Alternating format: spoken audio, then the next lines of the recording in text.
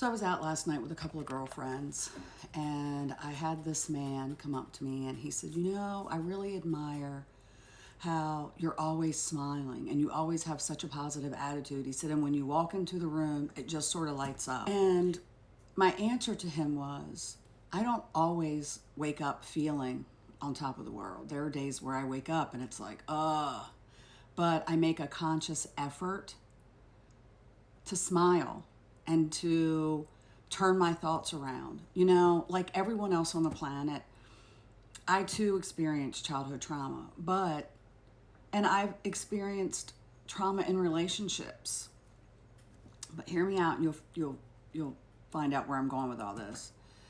I never let what happened to me as a child or growing up, I never used that as an excuse for bad behavior.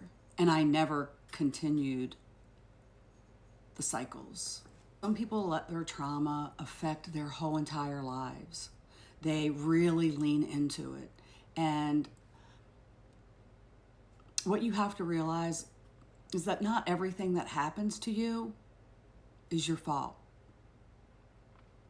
If a relationship goes wrong, it's not always your fault. But let me tell you another reason why I always have a smile on my face and why I'm always so happy.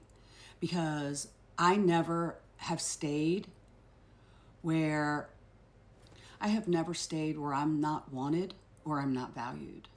And I think a lot of people stay far too long and it makes them very sour.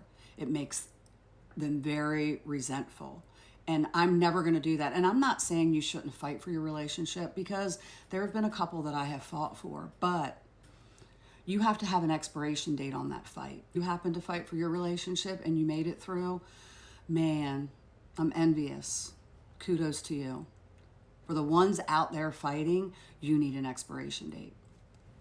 And I think that's some of the biggest lessons that I've learned over the last several years in dating. You have to really know when to throw in the towel. You have to have an expiration date. And you have to see with your eyes and really listen with your ears. You have to be mindful. You have to pay attention. Because, you know, I've often said that you don't know a person until you know a person. And sometimes that takes a really long time if you're not paying attention. Never give someone or something so much that it steals your happiness, that inner happiness.